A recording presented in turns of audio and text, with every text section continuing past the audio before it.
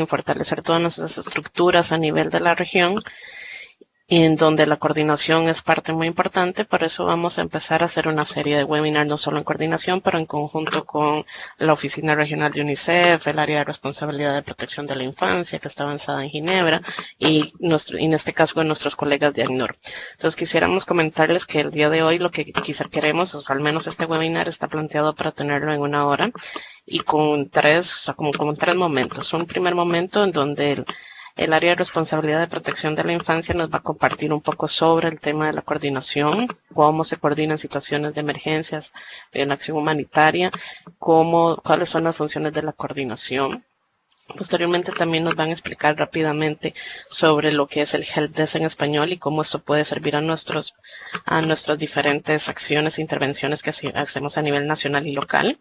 Y luego vamos a tener la participación de dos colegas o de dos experiencias distintas de coordinación, una desde el lado de nuestros colegas de ACNUR, desde la oficina o el Buró de las Américas, y posteriormente una más a nivel nacional y local que va a ser compartida por los colegas de UNICEF en la oficina de Perú. Entonces, sin más, igual vamos a tratar de tener como todos los tres momentos seguidos, y al final dejar una serie de preguntas para preguntas y respuestas. Entonces, si les pedimos, quizás si van teniendo alguna pregunta, podemos ir escribiéndolas en el chat y luego lo retomamos, o bien al final, pues vamos a ir dando la palabra. Pues con esto quiero darle entonces la bienvenida a nuestros colegas del área de responsabilidad de protección de la infancia, Aureli en esta parte, que es nuestra coordinadora o nuestro enlace regional para América Latina y el Caribe, y a Jessica, quien está encargada del Help Desk en español. Así que bienvenidas, colegas. Gracias, Ana Catalina. Pues buenos días a todos. Yo me llamo Aurélie, vengo de Suiza y vivo en Suiza y soy el punto focal para Latinoamérica y Centroamérica. ¿Me escuchan bien? Sí. Sí, perfecto. Entonces quería explicarle un poco lo que es la coordinación en emergencias. Lo que pasa es cuando hay una emergencia, pues los riesgos van a incrementar, porque hay nuevos riesgos que aparecen, hay nuevas amenazas. También exacerba los riesgos y a las amenazas que ya existían antes y también debilita a las estructuras de protección. Entonces se aumentan los riesgos y también se cambian los riesgos. Puede ser que haya unos riesgos y con la emergencia pues vuelven a ser otros.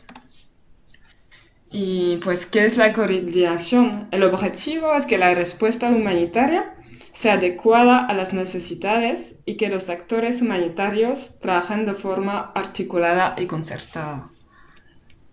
Sí, también cuando hay una emergencia siempre va a depender de cómo las cosas son organizadas.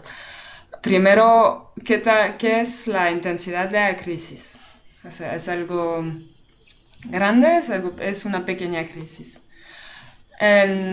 ¿Cuánta gente necesita ayuda y a dónde se ubica? O sea, ¿es en la capital? ¿Es en un pueblito? ¿Es una región que está en crisis? Bueno, depende mucho del tamaño.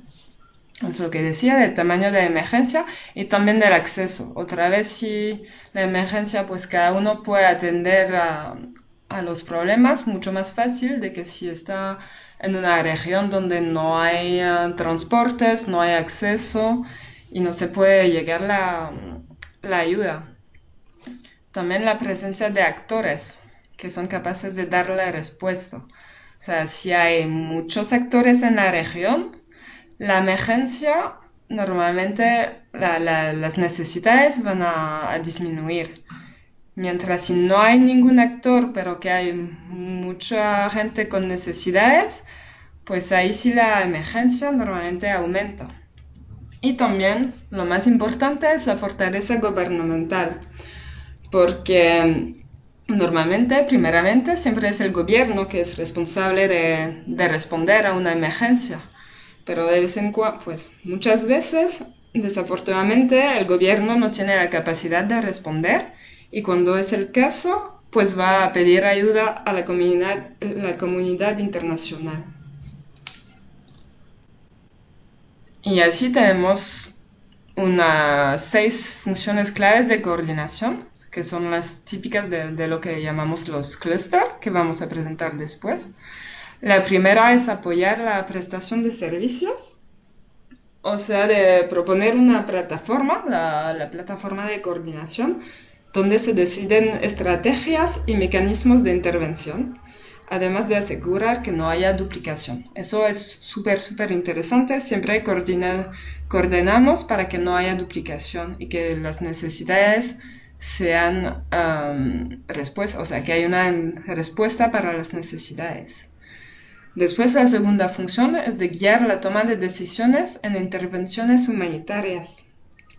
Eso significa que tenemos que hacer evaluación de necesidades y también de decidir con esa evaluación cómo priorizar a la intervención. Perdón. La tercera función es planificar y desarrollar las estrategias. Entonces vamos a desarrollar unos planes sectoriales, unos objetivos e indicadores que apoyarán a las prioridades estratégicas del coordinador humanitario o del equipo humanitario del país, si estamos en el sistema de clúster. La cuarta función es la abogacía. Entonces siempre se identifica primero las necesidades de abogacía para contribuir a los mensajes y acciones de abogacía, que sea para el equipo humanitario del país, pero también, más que todo, para el grupo de coordinación de protección de la niñez, para los participantes, o sea, las ONGs, las Naciones Unidas y los que participen a esos foros, y más que todo para la población afectada. Por eso hacemos abogacía. Y la quinta función, el monitoreo, reporte y evaluación de rendimiento. Entonces se monitorea y se reporte la implementación de la estrategia que se decide juntos y los resultados del clúster, y cuando se ve que que haya unos problemas o que la estrategia no puede ser llegada, pues se recomienda acciones correctivas cuando hace falta. Y la estima es la planificación y fortalecimiento de contingencia, preparación ante emergencias, para que si haya otra emergencia, pues la gente esté preparada a intervenir lo más rápido posible. Y todo eso con el objetivo de mejorar la respuesta, o sea, que sea integral, que tenga una calidad, que el costo sea reducido y eficiente. Esos son los objetivos de la coordinación. Jessica, te dejo esa página. Bueno, ¿me escuchan bien ahí? Sí. Entonces, Sí, perfecto. pues, cabe resaltar que, como lo menciona Aureli, el tipo de coordinación depende de diferentes factores. Dentro de estos también son las necesidades que existen en el territorio. El día de hoy, entonces, lo que nos une aquí es hablar un poco de protección de la infancia en situaciones de emergencia, y cabe resaltar, pues, o recordar un poco el significado de protección de la infancia. Nos referimos entonces a las labores de prevención y respuesta al abuso, a la negligencia, la explotación y la violencia contra niños y niñas en situaciones de emergencia. Por ejemplo, pues dentro de las diferentes situaciones que se pueden presentar que vulneran a los niños, tenemos la explotación sexual, la trata, el trabajo infantil y las prácticas dañinas. Además, también en diferentes contextos en Latinoamérica tenemos también todo lo que es la mutilación genital y el matrimonio adolescente. Entonces, cabe resaltar que lo importante es que toda la coordinación gire en torno a prevenir las violencias, la explotación, el abuso y el abandono de los niños, que corren peligro de muerte, de sufrir deficiencias físicas y mentales y de contraer, pues en el caso de explotación y abuso sexual, VIH, SIDA, tener problemas educativos, también en diferentes contextos ser víctimas de desplazamiento, que queden sin vivienda, y pues que todo esto se resume en que no puedan tener unas actitudes adecuadas para el desarrollo de el correcto desarrollo de sus vidas. Ahora entramos a mirar un poco las estructuras de coordinación. En Latinoamérica y en diferentes países vemos que las estructuras de coordinación vienen lideradas desde lo nacional, o sea, desde el Estado, o desde lo internacional, que son los actores de cooperación. Como lo decía Aurelia anteriormente, esto también, digamos que la capacidad que tenga el Estado en dar respuesta y coordinar las acciones es muy importante. Entonces tenemos que pues cada estado es responsable ante todo de ocuparse de las poblaciones afectadas por los desastres y otras emergencias en su territorio. El estado afectado tiene, por tanto, un papel primordial en la iniciación, organización, coordinación e implementación de la atención humanitaria dentro de sus fronteras. Ese es como el estándar principal de la coordinación. Sin embargo, sabemos que durante una emergencia, cuando el gobierno no está lo suficientemente fortalecido, pues necesita también el apoyo de organizaciones internacionales o de los sistemas de coordinación internacionales. Entonces, allí es cuando hablamos de una coordinación internacional que surge cuando el gobierno de un estado no puede o no quiere atender las necesidades humanitarias de la población afectada. Esto viene de acuerdo pues a la resolución 4682 de la Asamblea General de las Naciones Unidas. Es importante también recalcar que cuando hablamos de contextos de refugiados, la protección de los refugiados pues sigue siendo una prerrogativa exclusiva de ACNUR, de conformidad con su mandato, y el sistema o el enfoque de clústeres no aplica. Más adelante vamos a ver con el ejemplo que nos trae Ana Belén cómo hacemos la coordinación cuando estamos hablando de un contexto de migración o refugiados como es el que estamos viviendo hoy por hoy en América Latina y el Caribe. Ahora vamos a mirar, les comentábamos anteriormente, a nivel global existe un sistema de clústeres el cual está compuesto por 11 clústeres o grupos sectoriales.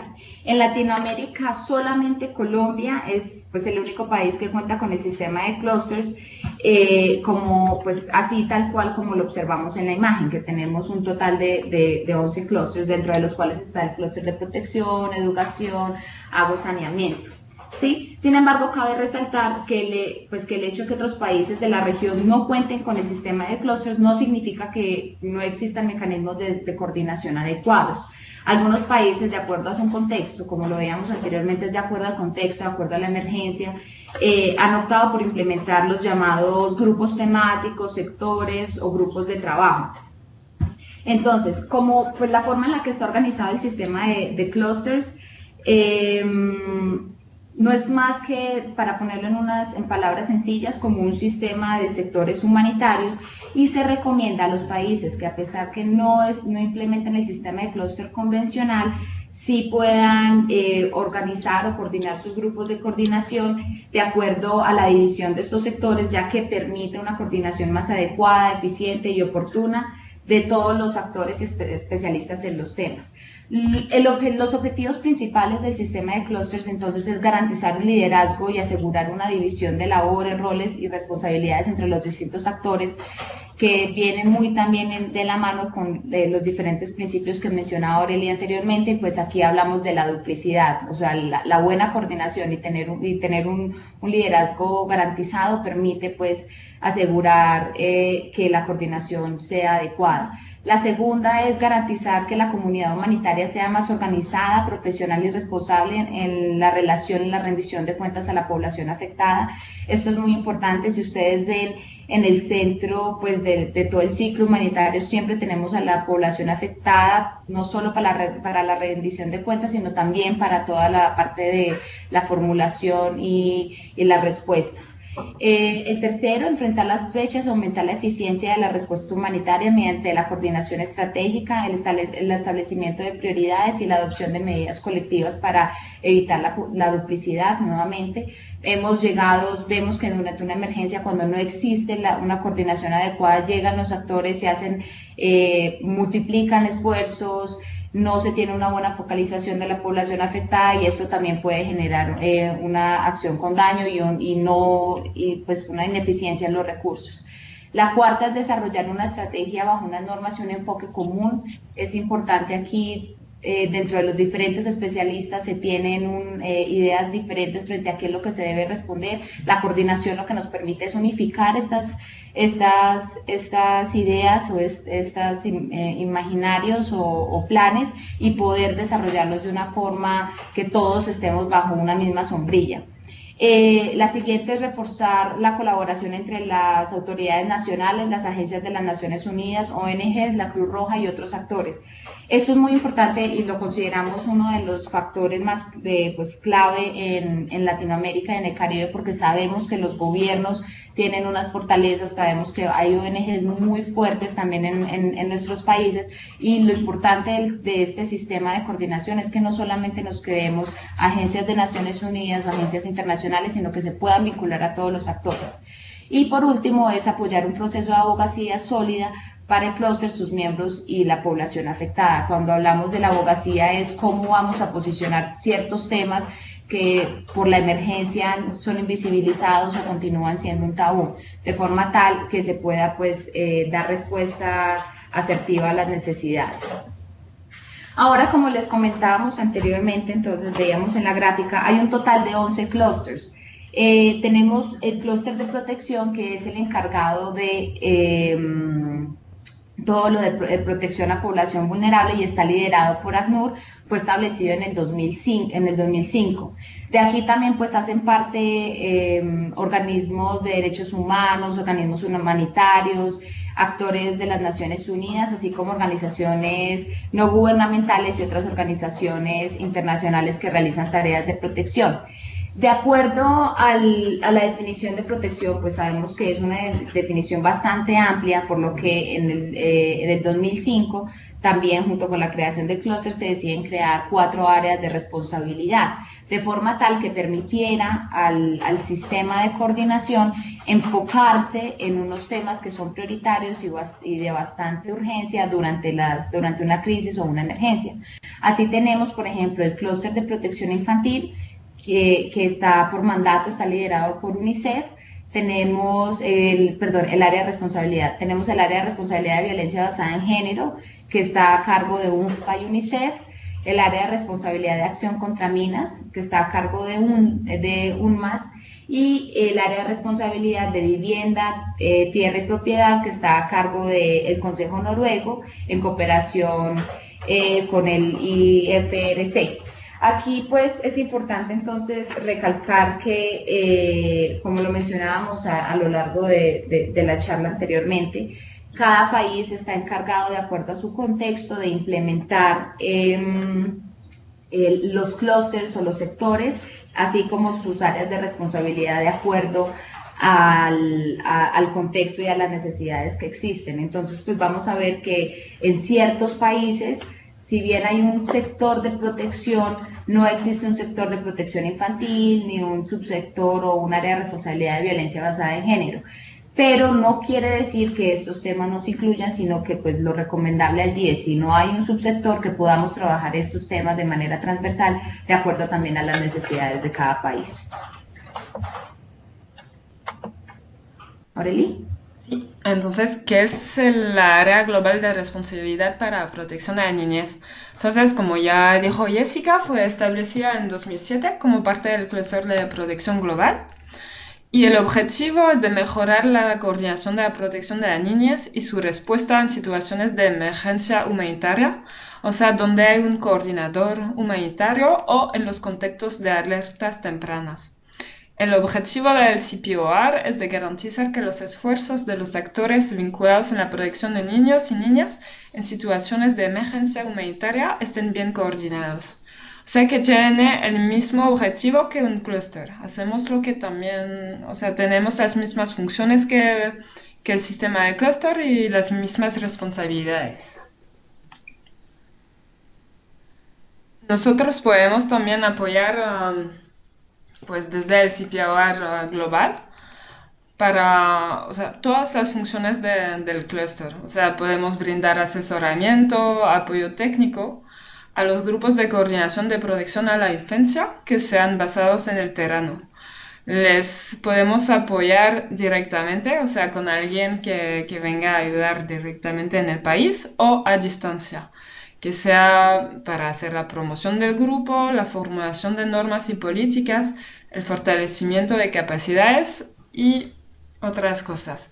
Y cada región tiene un punto focal que ustedes pueden contactar directamente.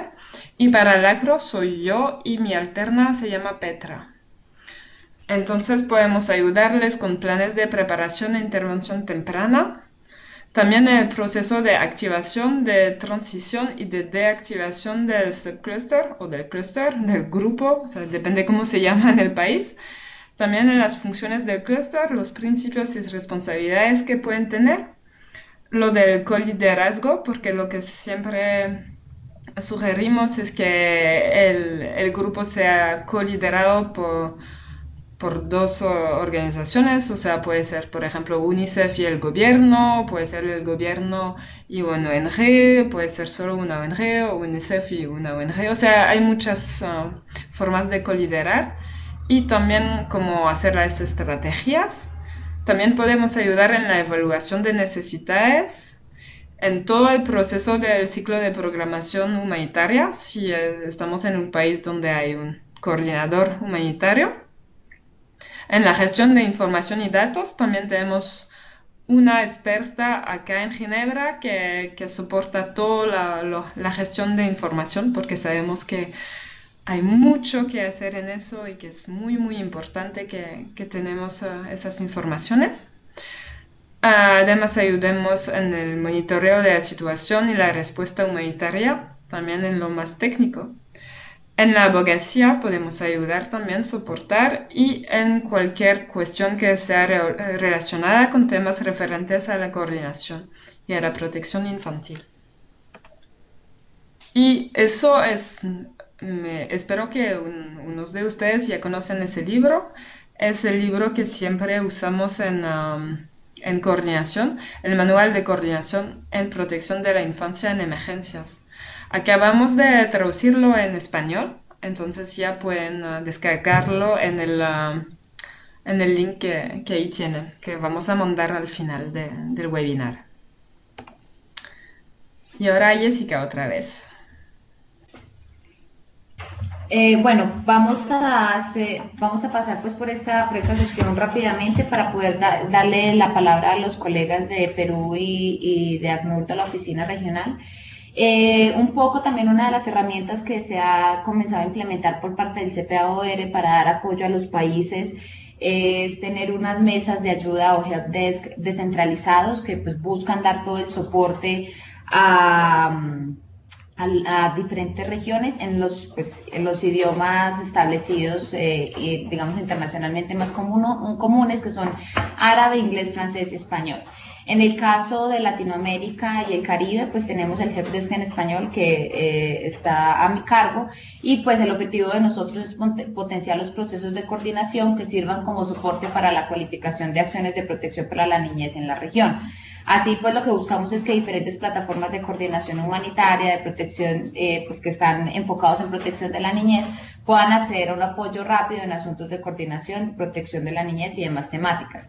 Cabe resaltar entonces que para Latinoamérica y el Caribe esta iniciativa está siendo implementada por la Corporación Infancia y Desarrollo, que es una ONG nacional ubicada en Colombia, con el apoyo y pues la coordinación de UNICEF, la oficina de UNICEF en Colombia, y nos apoyamos con las diferentes oficinas de UNICEF en los demás países y con el CPAOR. A grandes rasgos, pues ahorita tenemos, hacemos énfasis en 10 países priorizados, que son Brasil, Ecuador, El Salvador, Guatemala, Honduras, Perú, Venezuela, Nicaragua, Colombia y México. Pero pues no, el hecho de que uno de estos países no esté, un país en Latinoamérica no esté priorizado allí no quiere decir que no pueda acceder al apoyo. Aquí lo que se busca con esta priorización de los 10 países es que se pueda hacer una estrategia de acercamiento un poco y de definición de necesidades un poco más amplia, pero tenemos siempre pues la disposición para apoyar a otros colegas. Bueno, ya un poco pues como para ir haciendo un resumen de lo que hemos venido viendo durante la primera parte de la sesión. Entonces, pues, ¿qué significa todo esto que hemos hablado durante la mañana para el contexto latinoamericano? Bueno, cabe resaltar entonces que solo Colombia está bajo el sistema de clústeres tradicional.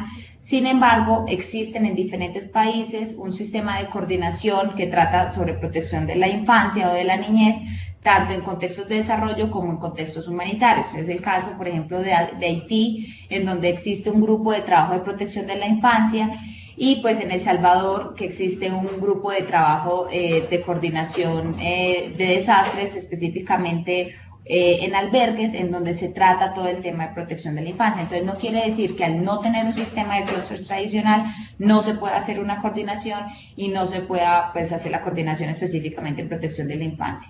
En cuanto a la coordinación en otros países, el CPAOR puede apoyarlos a través de los planes de preparación e intervención temprana, así pues que en todo lo que tiene que ver con coordinación también en desplazamiento interno. Entonces queríamos que pues básicamente estas 3 ideas quedaran con ustedes, y ya le damos entonces la palabra a nuestra colega Ana Belén para que ella nos pueda explicar desde la visión de ACNUR cómo es la coordinación. Hola, muchas gracias, colegas de UNICEF, por invitar a ACNUR a esta presentación. Si queréis, podéis ya incluir la primera slide. Yo lo que voy a intentar hacer es un poco completar lo que ya se ha venido presentando y un poco hacer incidencia en por qué hay ciertas diferencias cuando hablamos de personas refugiadas.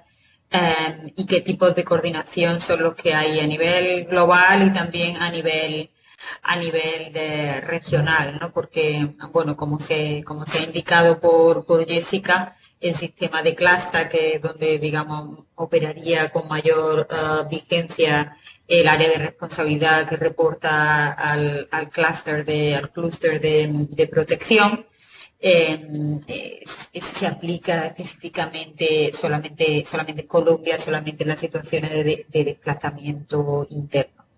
Entonces, no sé si los colegas pueden pasar la slide, la diapositiva, porque yo no puedo desde aquí, por favor.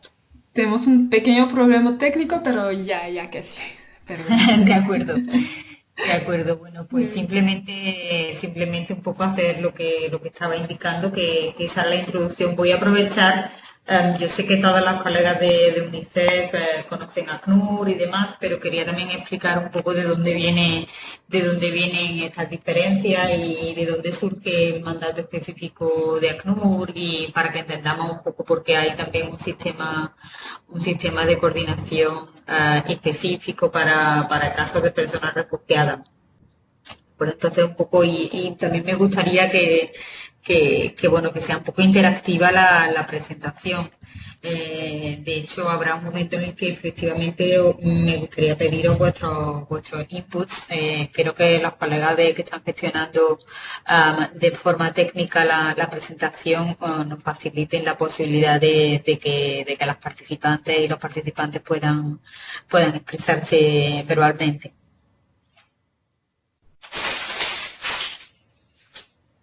¿De acuerdo?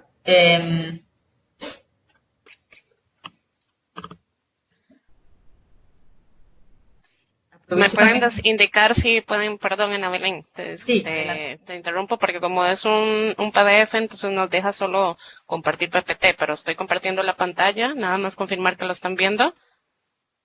Vemos la mitad. Ok, sí, ya me quito aquí y puedes continuar. Listo. De acuerdo, un poco también aprovechar y decir quién soy. Ya me presentaron, soy Ana Belén Anguita Arjona y un poco mi función soy la oficial regional de protección a nivel senior para todas las Américas. En el ACNUR no tenemos una oficina LACRO, es decir, que sea exclusivamente para Latinoamérica y el Caribe, sino que tenemos una oficina que cubre toda la América, incluyendo Canadá, incluyendo Estados Unidos, es decir, va desde Canadá hasta Argentina y cubre también el Caribe. Parte de nuestra oficina está todavía en Ginebra, de nuestro buro principal, pero pronto estaremos todos en Panamá. Ese es el plan que estamos teniendo. En concreto, yo me dedico a los temas de protección, pero con un enfoque muy específico en dos temáticas muy importantes para ACNUR, que son la violencia de género y la protección a la infancia. Ambos temas se ven desde la esfera de la protección frente a la explotación, frente a la inseguridad y frente a la explotación y la violencia. Entonces, un poco ese sería mi carta de invitación, ¿no? Yo, aparte de trabajar en América, pues también he trabajado en el sudeste asiático, en África, en el norte y en el este de África, sitios como Somalia o Libia. Y mi último lugar de trabajo antes de venir a la oficina regional de las Américas fue Jordania, donde estaba liderando los grupos de protección de la infancia, protección de la infancia y de prevención y respuesta a violencia de género en el contexto de la emergencia siria. Entonces, bueno, intento compartir esa experiencia un poco también aquí con vosotros. Si podéis pasar la slide, por favor.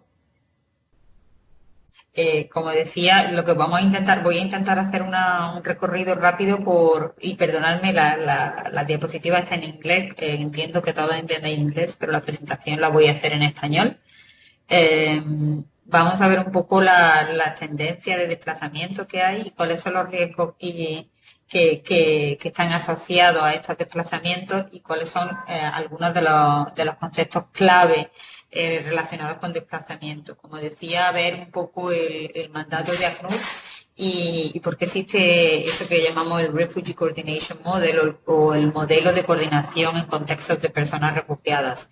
Voy a presentar brevemente dos iniciativas que son muy específicas de la América, que es realmente cómo se está haciendo la coordinación de protección de la infancia en el contexto de refugiados de la América. Una es la Red Regional de Espacio Seguro, o en inglés Regional Safe Spaces Network, y otra que es más amplia, pero solamente para el contexto de personas venezolanas, que es la Plataforma Interagencial Regional de Coordinación de Refugiados y de Personas Refugiadas e Inmigrantes Venezolanas.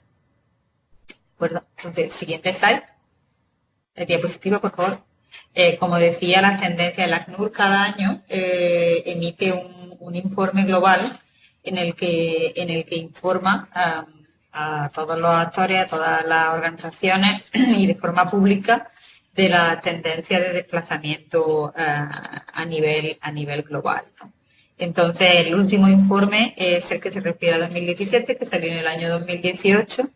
Y aquí lo que vemos es que hay un continuo incremento del desplazamiento en todos los sentidos, es decir, tanto desplazamiento interno como de personas refugiadas, incremento de solicitantes de asilo, etcétera, ¿no? En concreto hay 68,5 millones de personas desplazadas a nivel mundial. El año pasado eran 65 millones. Son datos que vamos recogiendo, evidentemente la recogida de datos siempre tiene ciertas limitaciones, ¿no? De estos 68,5 millones de personas, hay 25,4 que son personas refugiadas, 19,9 que de estas son personas refugiadas bajo el mandato de ACNUR. Luego también veréis que hay 5,4 millones de personas palestinas refugiadas que están bajo el mandato de UNRWA, es decir, la Agencia de Naciones Unidas que está específicamente mandada para proveer de asistencia y protección a las personas refugiadas palestinas. Esta agencia está solamente en la zona cercana a Palestina, como Palestina, Siria, Jordania, etcétera, ¿no? Pero también hay algunos casos en los que cuando esta protección es insuficiente, la misma agencia UNRWA se dirige a ACNUR para solicitar que todos estos refugiados también estén bajo el mandato de ACNUR, es decir, actuaríamos también como agencia de protección de personas palestinas en el caso de que fuera necesario. 40 millones de personas desplazadas de forma interna y 3,1 millones de solicitantes de asilo, es decir, de personas que han sometido, que han enviado su solicitud de forma formal a alguno de los estados en los que se encuentran.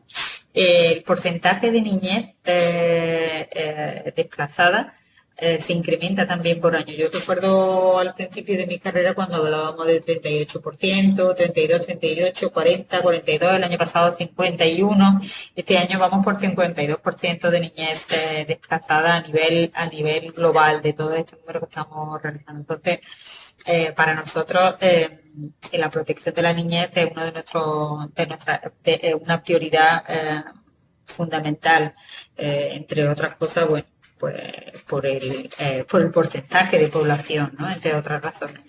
En cuestión de género, el 21%, el año pasado más o menos el porcentaje era aproximado el mismo, 21,3, 21% para mujeres. Si podéis pasar la diapositiva, por favor.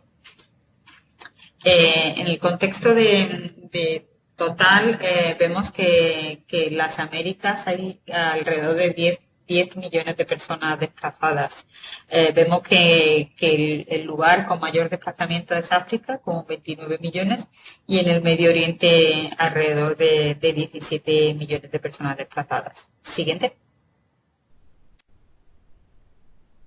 Aquí es donde realmente me gustaría mucho hablar con vosotros, tener una pequeña conversación, aunque sea de 3, 4 minutos, en lo que un poco pensemos cuál es la diferencia de todos estos conceptos, ¿no? Porque es fundamental para entender cómo nos coordinamos y para coordinarnos. Yo creo que es fundamental. Entonces, me gustaría saber si alguien se atreve y nos puede decir la diferencia o qué se entiende por persona refugiada y solicitante de asilo. Me gustaría darle el espacio a los colegas que están participando.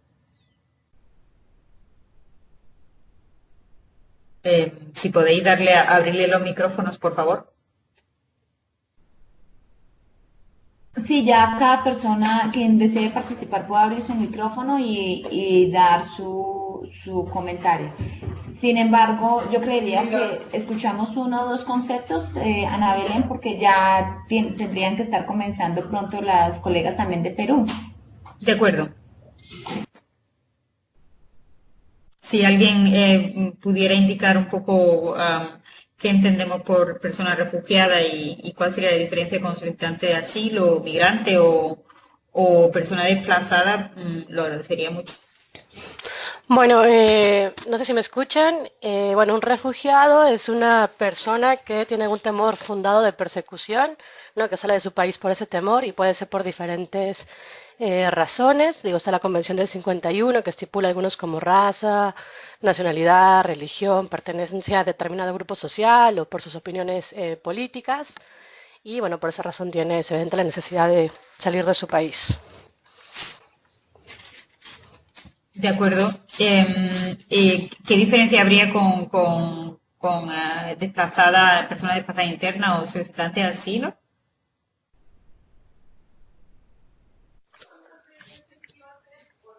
Bueno, es que habría que depender ahí el tema de asilo, si lo vamos a considerar asilo como una figura más amplia de protección internacional o diferenciar del tema de asilo político, que sé que en la región ahí hay esas dos connotaciones. También creo que ahí habría que hacer esa clarificación. Y bueno, el tema, pues el solicitante de asilo, en estricto sentido, en términos más amplios, la persona que está buscando reconocimiento de un país, de esa condición de refugiado, de acuerdo a la normativa también del propio país y basado en la Convención del 51. Uh-huh. ¿Y en cambio, persona desplazada interna?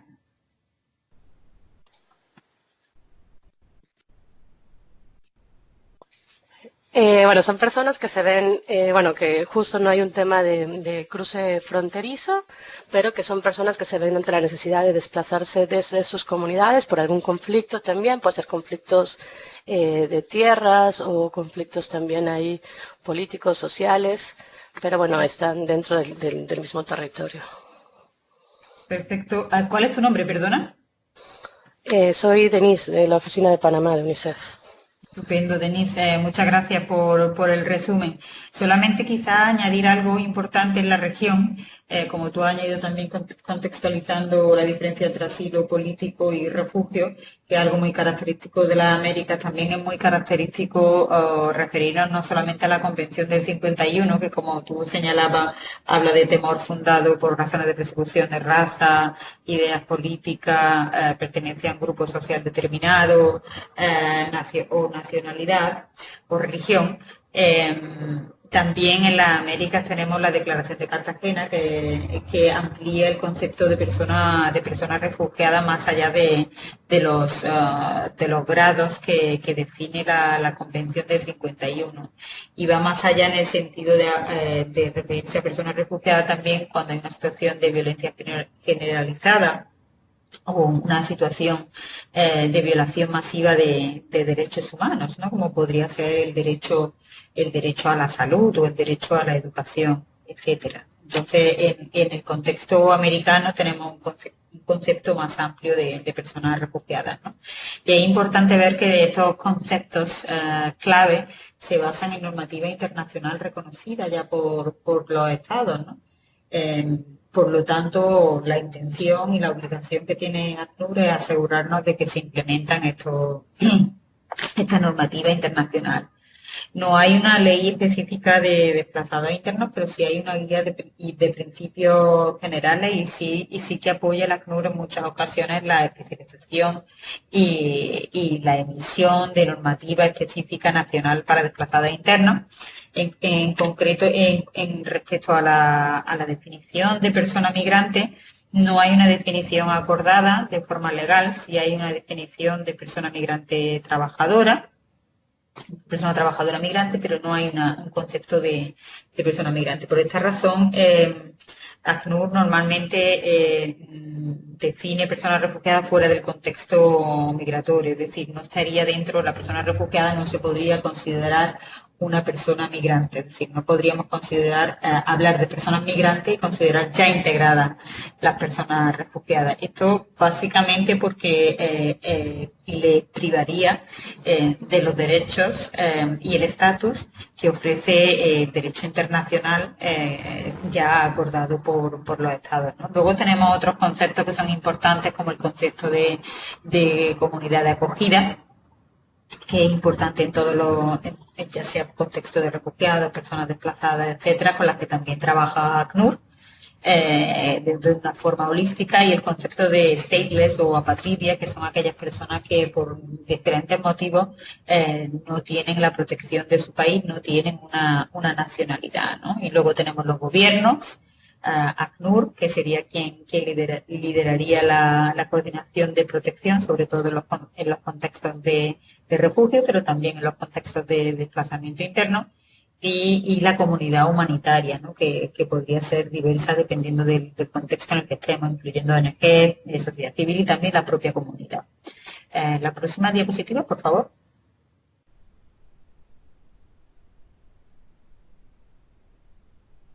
Siguiente. De acuerdo, entonces, no, la anterior. Simplemente rápidamente ir al concepto del Alto Comisionado de Naciones Unidas para los Refugiados, y su mandato viene desde el año 1949. En una resolución de la Asamblea General de Naciones Unidas se decide que se cree este Alto Comisionado para efectivamente asegurarnos de que se da protección internacional a las personas refugiadas, ¿no? Y el Estatuto de ACNUR se crea en el año 1950, es decir, es una obligación y una rendición de cuentas legal que ACNUR tiene que dar, ¿no? El mandato básicamente es liderar y coordinar, como digo, la protección internacional de refugiados, y algo importante, muy importante, es encontrar soluciones duraderas, ¿no? Esto también afecta a nuestra definición de protección de la infancia, que coincide con la que los colegas han dado, pero que suma no solamente todas las acciones para la prevención y respuesta a temas de abuso, discriminación, explotación y violencia a la niñez, sino también todas aquellas acciones que están encaminadas a la identificación de soluciones duraderas, ¿no? ACNUR también tiene un mandato.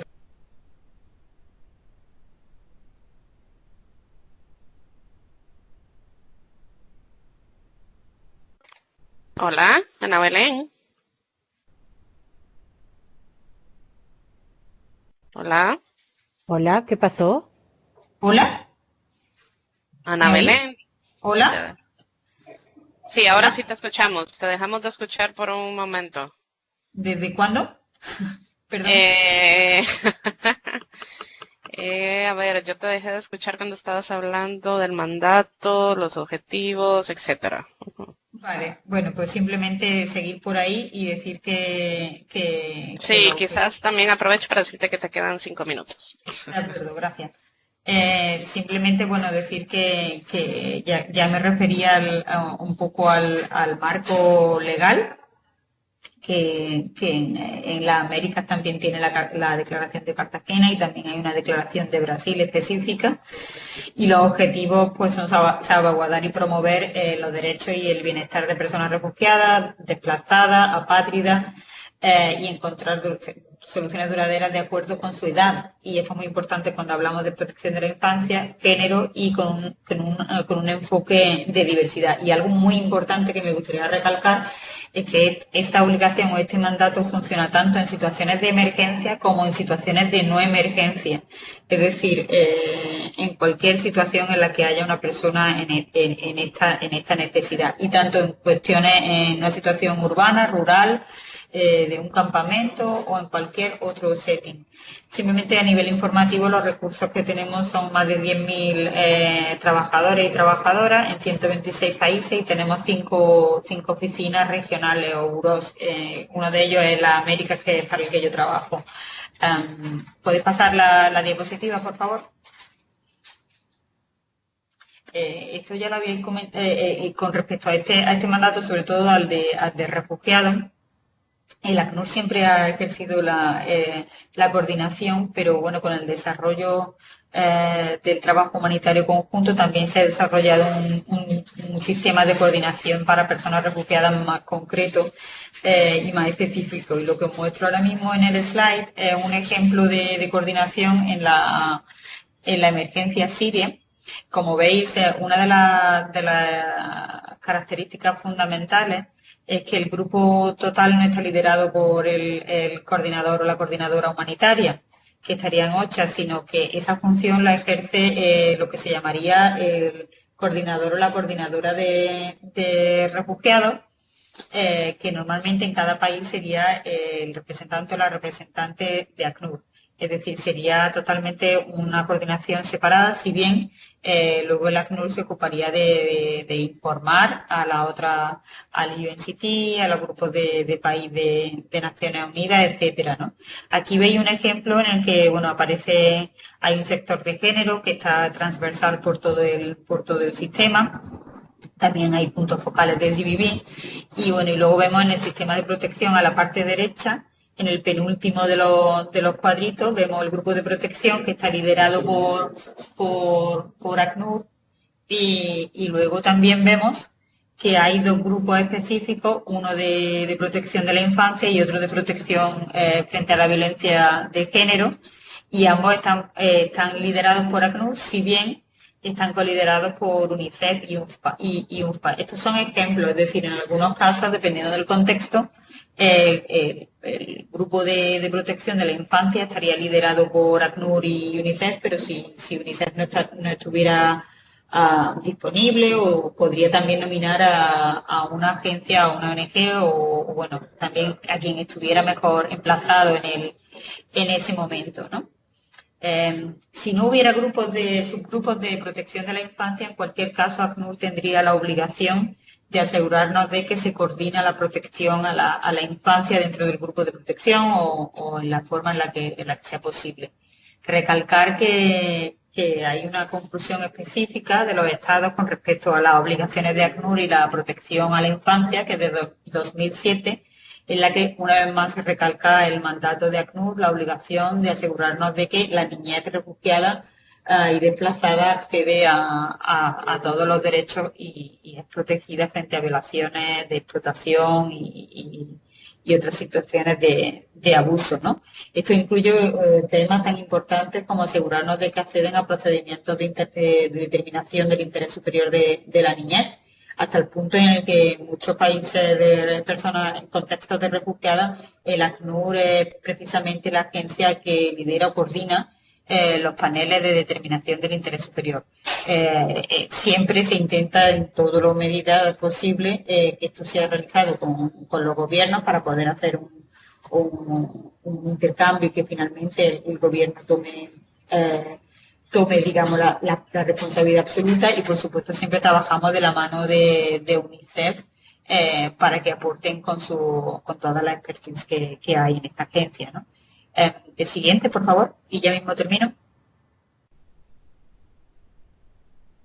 Siguiente, Catalina. Esto no voy a hablar mucho porque ya lo explicó la colega, simplemente decir que solamente, perdón, solamente decir que este sistema solo aplica en Colombia, que es donde estaría también englobado el área de responsabilidad. Y que sería de todas maneras ACNUR. Aquí tendría su mandato en cuanto al grupo de protección, que debe de asegurar también que hay protección para la infancia y otros temas. Podemos pasar al siguiente. Ana Belén, nada más por cuestiones de tiempo, quizás si puedes hacernos un resumen y compartimos luego con los participantes toda la presentación. Si quieres puedes pasar directamente a la siguiente. A la siguiente, por favor. Simplemente explicar que en la América, bueno, no voy a entrar en el contexto porque ya lo conocemos, pero básicamente desde el año 2017 se ha puesto en marcha esta iniciativa desde ACNUR con todo el mandato del que estábamos hablando, que es la Red Regional de Espacios Seguros, para coordinar la protección a niñez y a violencia sexual y de género en todos los ámbitos y contextos, con un foco específico en el norte de Centroamérica y ahora, evidentemente, también para la situación de Venezuela, ¿no? Existen 10 países y ya ha sido considerada como uno de las buenas prácticas en el Pacto Global de Refugiados, que en América hablamos también de la Declaración de Brasilia, ¿no? Voy a explicar un poquito de qué se trata y ya aquí lo dejamos. Pasa, por favor, Catalina. El slide. Puede pasar, ahí está. Hay unos principios fundamentales que creo que todos coincidimos, que sería el enfoque centrado a la persona sobreviviente, el interés superior de la niñez, el enfoque de protección comunitaria, edad, género y diversidad, enfoque de derechos humanos, los principios humanitarios, consentimiento y confidencialidad, crear espacios seguros para niñez en riesgo, y algo muy muy importante en esta red es trabajar de forma coordinada a través de la frontera. Al contrario que los clústeres y otras medidas de coordinación que normalmente están enfocados sobre todo en el país, la Red Regional de Espacios Seguros sobre todo se fundamenta en que haya un intercambio entre los países en los que hay desplazamiento, con un enfoque regional. Uno de los temas que se trabajan sobre todo son lo que llamamos gestión de casos o manejo de casos fronterizos, para que fomentando las derivaciones seguras y confidenciales entre países de casos sensitivos como pueden ser violencia de género o niñez. Y esto incluye un sistema de gestión de la información. Hay dos herramientas fundamentales, una es Progress versión 4 y otra es Hugo. Puedes pasar a la siguiente, por favor. Mira, Ana Belén, ya de verdad estamos contra tiempo, entonces si quieres te damos 2 minutos de cierre y ya. Vale. Pásala, por favor. Esto simplemente para que veamos, esta sería la última, para que veamos dónde está el sistema. Ahora mismo está en Guatemala, México, Costa Rica, Colombia, Venezuela, Perú, Chile, Ecuador, Brasil también se está poniendo en marcha y Estados Unidos, y también hay otros países que están interesados. Hay alrededor de unas 60 organizaciones que forman parte tanto de Naciones Unidas como de no Naciones Unidas, incluyendo instituciones nacionales del gobierno, ONG, organizaciones religiosas y miembros de la comunidad. Y las actividades fundamentales tienen un mapa online un sistema de referencia o de derivación y ESOPIS para niñez y violencia de género, promover espacios seguros y la sensibilización de la población, de la comunidad. Hay un toolkit, una caja de herramientas de la red que incluye todas estas herramientas, que lo veréis en la presentación. Un protocolo de intercambio de información regional y también hay un planeamiento, hay algunos estudios que se han hecho, están incluidos en el toolkit, en la caja de herramientas, y hay también el plan de hacer un safety audit o una evaluación, un assessment conjunto. También se han descrito algunos indicadores de actividad de la red, ¿no? Esto es un poco, a grosso modo, lo que forma. Y si quieres, pues puedes ver la última slide y ya dejarlo ahí para que los colegas de Perú lo puedan continuar. Si quieres solamente la última, Catalina, la última slide. Si quieres, más bien lo que te propongo es, si puedes comentarlo rápidamente, vamos a compartirle a los colegas la presentación porque como el compromiso era una hora, ya tenemos participantes que tienen que terminar no tengo nada más que decir, simplemente decir que existe para migrantes y personas venezolanas migrantes y refugiadas, existe a un nivel más amplio, no solamente de protección de la infancia. Existe la plataforma de coordinación interagencial regional, que incluye varios grupos de coordinación, no específicos de niñez, pero que sí los tratan de forma transversal.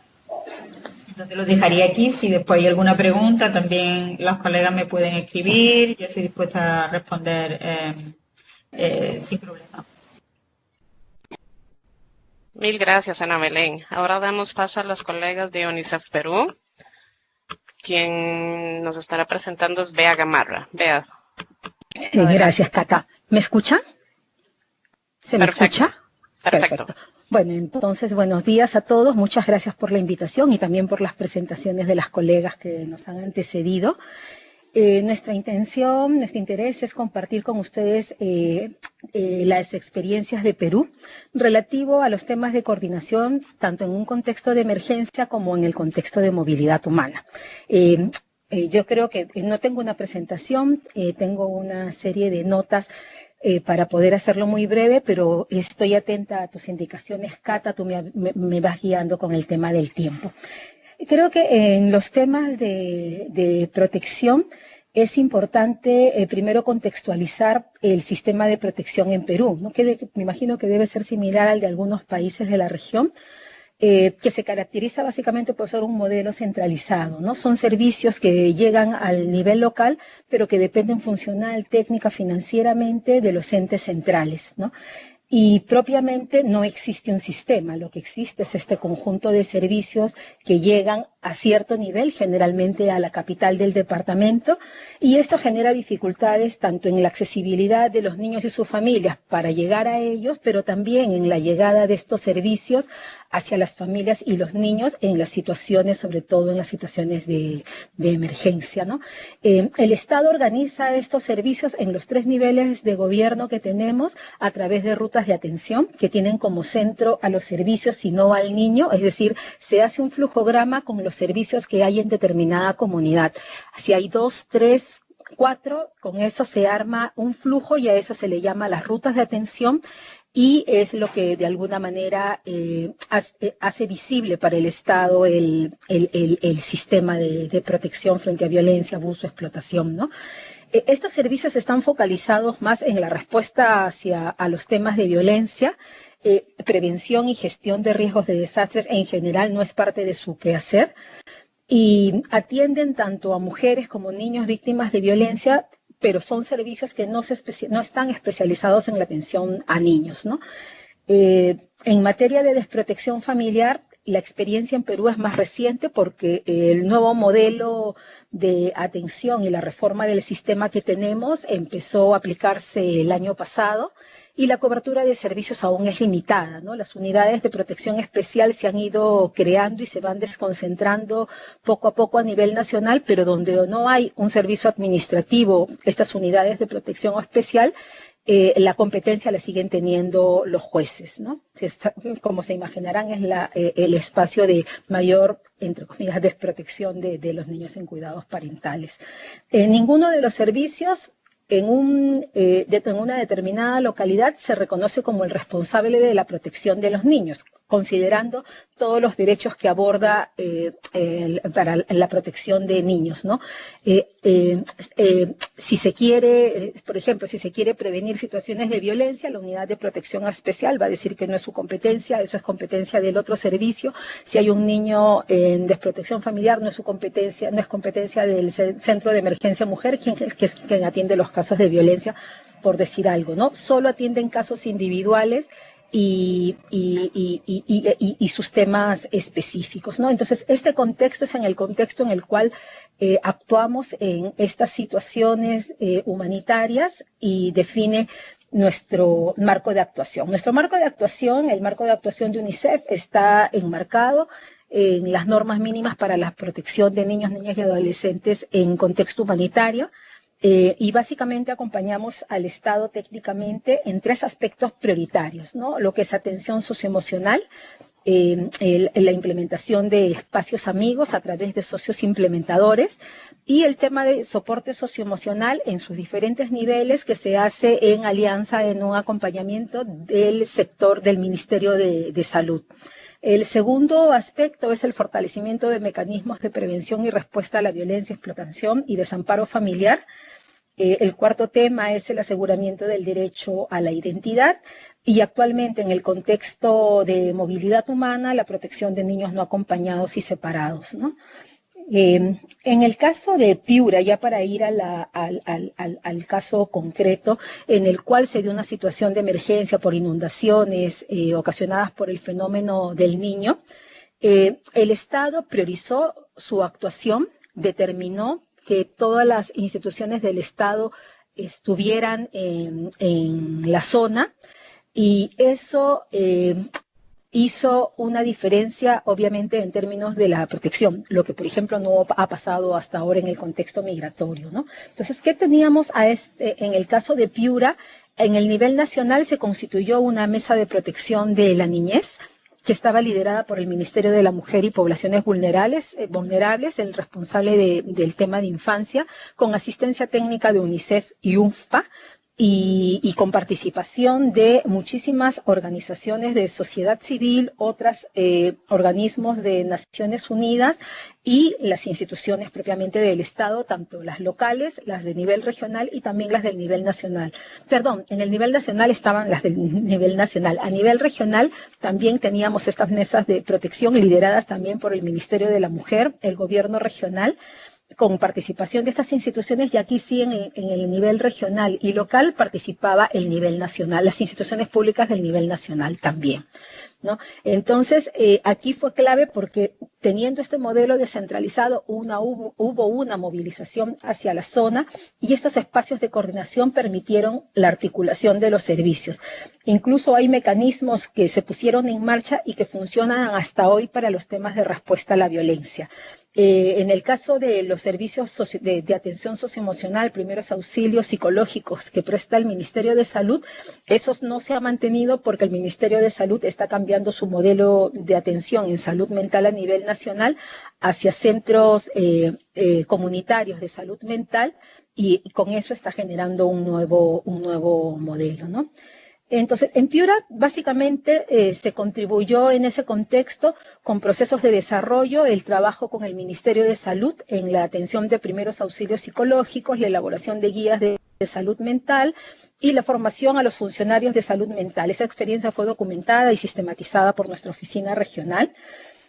También se colaboró con el Ministerio de la Mujer y Poblaciones Vulnerables para el despliegue de su estrategia de espacio seguro que se llama Juguemos Sonríe, además de los espacios seguros que implementamos con nuestro socio implementador en ese momento, Save the Children, ¿no?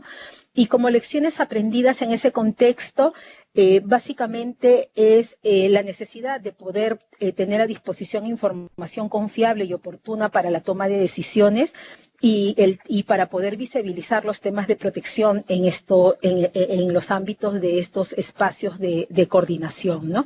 Además, surgió como lección aprendida la necesidad de poder coordinar mejor el levantamiento de información, porque finalmente se terminaba saturando a la población levantando información a cargo de diferentes instituciones, tanto del Estado como de organizaciones de sociedad civil o las agencias interviniendo con la misma población, ¿no? Entonces, básicamente eso en el caso de la emergencia por fenómeno del niño, y en el caso del contexto migratorio en la ciudad fronteriza norte, en Tumbes, imagino que de manera similar a otros países, los flujos han sido variados, ¿no? Hay un flujo que es el flujo regular, pero también hay un flujo irregular de personas que ingresan por espacios sin control migratorio, lo que hace que desconozcamos como país el número real de personas que han ingresado y lo que en sí mismo implica un desafío para la protección de niños y adolescentes, ¿no? Fundamentalmente para los no acompañados y para los separados. Las líneas de trabajo han sido las mismas que en el contexto de la emergencia, pero se incorporaron nuevos desafíos, que básicamente la protección propiamente de los niños, a los que se añadieron el tema de cómo asegurar el ingreso al país de los niños no acompañados, separados, los que vienen sin documentos. Esa caracterización, la casuística ha ido cambiando en el transcurso del tiempo. Cómo asegurar una calidad migratoria y la documentación para estas personas y los temas de representación legal ya en las zonas de destino, ¿no? Entonces, la intervención ha tenido como varios momentos, ¿no? Un primer momento que se inicia hacia abril, mayo del año pasado, donde la atención de niños no acompañados y separados recaía en el juez de Tumbes, ¿no?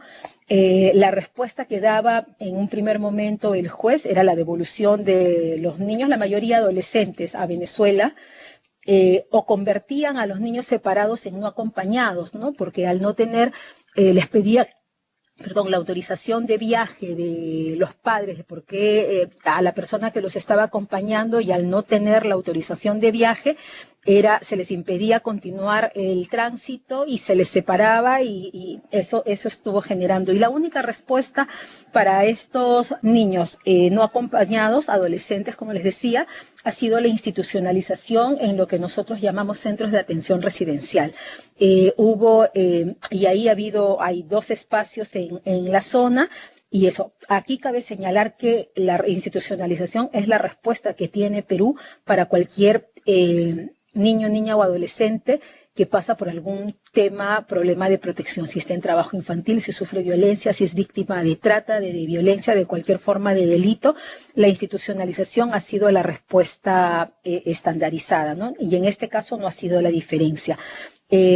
Eso sigue siendo hasta ahora, sin embargo, desde UNICEF hemos hecho incidencia y se han establecido acuerdos con el Ministerio de la Mujer y Poblaciones Vulnerables para poder implementar formas alternativas de cuidado para estos adolescentes, tanto el tema de acogimiento familiar con familias venezolanas como el caso de generar modelos de cuidado residencial con modelos abiertos, con pocos niños y con pocos adolescentes y con tutores que los acompañen y los preparen para el momento del egreso, para su autonomía, ¿no?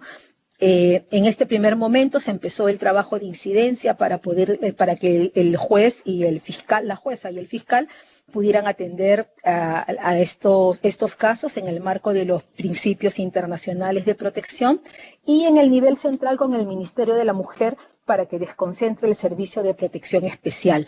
El ministerio responde inicialmente con equipos itinerantes que eran cambiantes, no había una estabilidad en el equipo, y ahí viene un segundo momento en el cual ya la unidad de protección especial asume esta competencia y con ello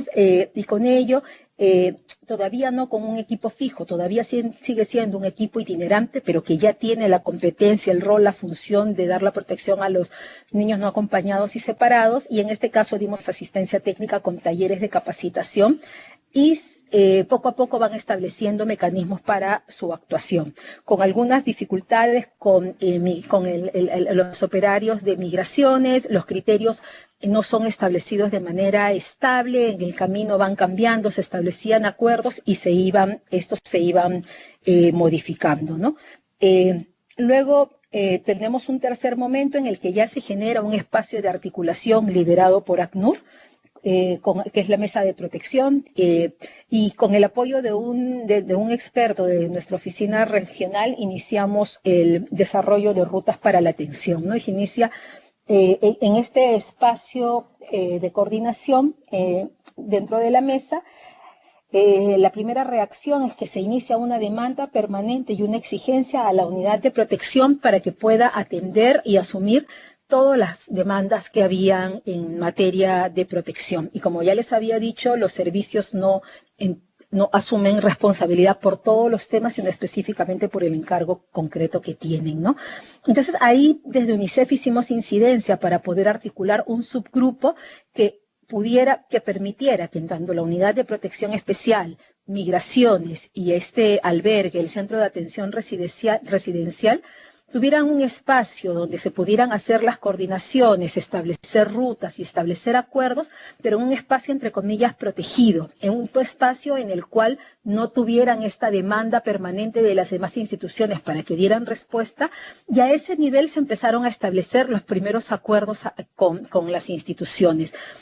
Poco a poco se van sumando nuevos servicios. Aquí, por ejemplo, se articula el sector salud, porque desde la estrategia de salud mental se empieza a apoyar a través de los especialistas para mejorar la atención de los adolescentes en este albergue, en esta institución, y empiezan a desarrollar algunas fórmulas de trabajo. Y poco a poco el espacio de articulación va sumando más actores, se va abriendo este espacio que, como les contaba, inició como un grupo más cerrado, y cada vez los actores que se suman se van alineando más a los objetivos de protección y también a los estándares. Esa ha sido parte de la dinámica de este trabajo y creo que uno de los grandes aportes de este espacio, ¿no? Entonces, por ejemplo, al inicio había mucha intención de cómo proteger a los niños, ¿no? Entonces, Querida Bea. También ya estoy terminando. Ok. Perfecto, 2 minutos. Ya está. Entonces, ya no les cuento el ejemplo. Y en este momento, lo que he identificado como un cuarto momento es donde se empiezan ya a coordinar rutas binacionales e internacionales, articulando a organizaciones de diferentes países, y vamos empujando al Estado para que asuma y lidere estas coordinaciones. Y el nivel central empieza a prestar atención a la problemática, aunque uno es consciente de la dimensión que tiene la movilidad humana en el país, pero se le demanda contar con un protocolo y accede a tenerlo. Entonces, la mesa de migrantes que lidera la Cancillería crea un subgrupo de niñez migrante y desde ahí se lidera este nuevo protocolo, ¿no? El protocolo empieza desde cero, no a partir de la experiencia que se ha tenido en la frontera, pero es clave porque ya le dieron punto de partida. Y como lecciones aprendidas, había señalado que estos espacios de gestión articulada y de coordinación son fundamentales, no necesariamente fáciles de articular, pero son fundamentales para este trabajo. Para ello es importante no desconocer la estructura del Estado, sus niveles de toma de decisiones, así como sus funciones, roles y competencias. La otra es fundamental apoyar el fortalecimiento de los sistemas de información e ideal, ojalá tuviéramos de seguimiento a niños no acompañados en el proceso de tránsito y en los lugares de destino. Y creo que estamos convencidos que la clave es en este proceso fortalecer al Estado y no sustituirlo. Eso. Muchísimas gracias. Muchas gracias, Beatriz, y de igual forma agradecerle a Ana Belén que tuvo que irse también a su sesión, que están ahorita en una sesión en Argentina sobre el tema de niñez migrante, pero también agradecerle a Aureli y a Jessica. Como sé que estamos sobre tiempo y todo el mundo tiene bastantes compromisos, quisiéramos abrir rápidamente una ronda de preguntas o comentarios que tengan los participantes, así que si quieren escribirlo rápidamente o bien tomar la palabra, adelante.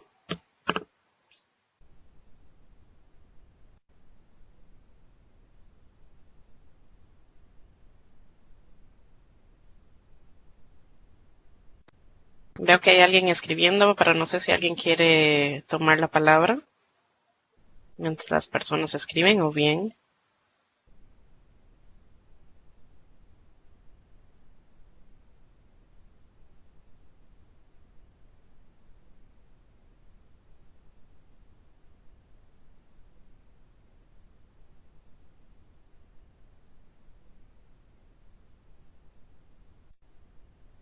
Bueno, como creo que están todos un poco callados, comentarles que les vamos a compartir a todas las presentaciones que se han hecho, con los que ya han compartido, con los que se habían inscrito también anteriormente. Así que, sin más, agradecerles a todos por la participación. Vamos a estarles continuando compartiendo información sobre nuevos webinars y nuevas temáticas. De igual forma, también pueden sentirse en la libertad de contactarnos, ya sea desde, como ya lo dijeron las colegas del área de responsabilidad de protección de la infancia, al HELPDESK, o bien a la oficina regional, para escucharlos sobre qué temáticas podríamos seguir apoyando y reforzando. Aquí hay una pregunta para Beatriz. Dice: estimada Beatriz, en Colombia se están generando apenas protocolos desde el ICBF para la atención de niños, niñas, adolescentes y jóvenes migrantes no acompañados. ¿Podrías, porfa, enviarnos información acerca de esa estrategia que están implementando para hacer dicho acompañamiento y de pronto documentos de niñas migrantes no acompañadas? Vea. Bien, Cata. Mira, ahí contarles que más bien lo que nos está sirviendo a nosotros es la experiencia de otros países y lo que ustedes desde la oficina regional han compartido con nosotros. Acá la experiencia es incipiente todavía y no se está tampoco sistematizando, ¿no? Entonces, como les decía, el tema del protocolo más bien es un proceso que recién inicia desde el nivel central y ha iniciado básicamente con el compartir de los documentos que nosotros tenemos de los otros países, ¿no? Claro, Lizeth, si nos regalas tus contactos, podemos compartirte, digamos, otras experiencias que se han generado a raíz de la temática en la región.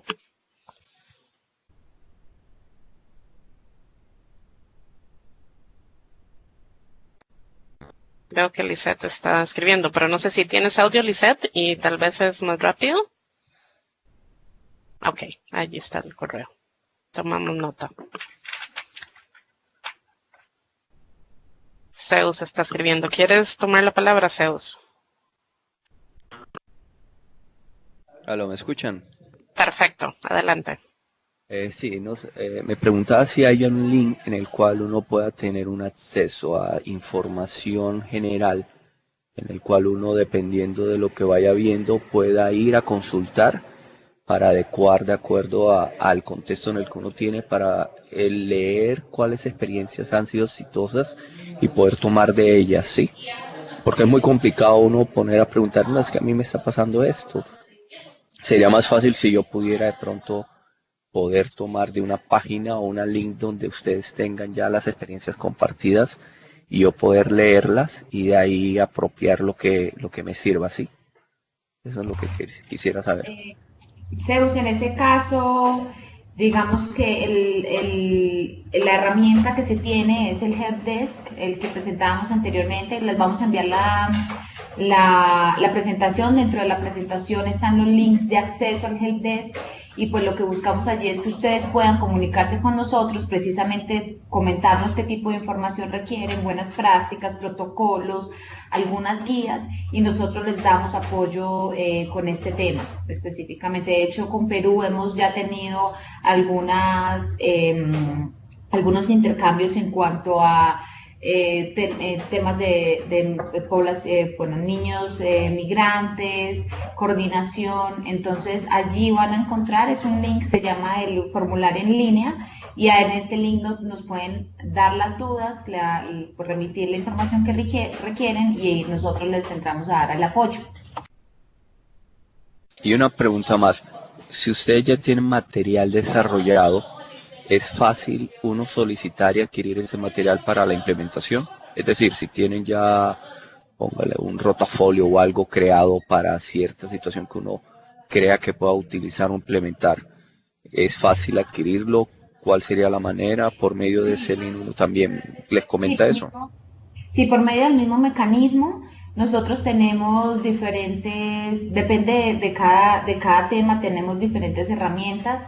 Cabe resaltar que pues estamos ahorita todavía en la traducción de varias herramientas, porque sí, para Latinoamérica ha sido un reto bastante grande poder tener herramientas en español, pero pues podemos trabajarlas. Tenemos desde paquetes de capacitación, desde guías, protocolos, manuales para staff de base. actividades, por ejemplo, en el caso de espacios amigables para las niñas tenemos ejemplos de actividades para realizar con los niños y las niñas, también manuales de capacitación para los profesionales. Entonces, entre más específica se pueda dar la solicitud, más específica puede ser la respuesta que les demos. Arriba había otra solicitud de parte de Evelyn Vallejo, dirigida a los colegas de Perú, si podrían compartirlo, la metodología que han dicho sobre Juguemos Sonríe. Nada más lo dejamos y tomamos. Tomamos nota porque es del Estado. A ver, vamos a consultar qué tan disponible está. Ok. Roberto, ¿quieres tomar la palabra? Que te veo escribiendo. Y luego de Roberto terminaríamos con la sesión. ¿Escuchan? Sí, perfecto, te escuchamos. Pues nada, gracias por los aportes que se han tenido en el foro. Para nosotros, la verdad que es bastante interesante lo que se ha podido compartir. Yo lo que estaba escribiendo es que habíamos tenido recientemente el acompañamiento de Petra y Jessica en el país respecto de, digamos, la formación o la actualización en capacidades para la protección especializada en emergencias de actores estratégicos. Y también hemos estado haciendo uso del helpdesk. Yo tenía una interrogante y es si también podíamos apoyarnos en ustedes en la actualización y revisión de protocolos que las instituciones estatales, especialmente relacionadas con la atención focalizada en emergencias de niñez, nos están solicitando.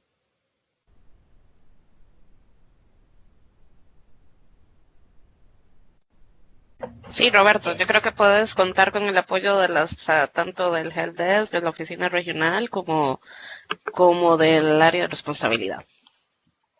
De completamente anuentes, sí.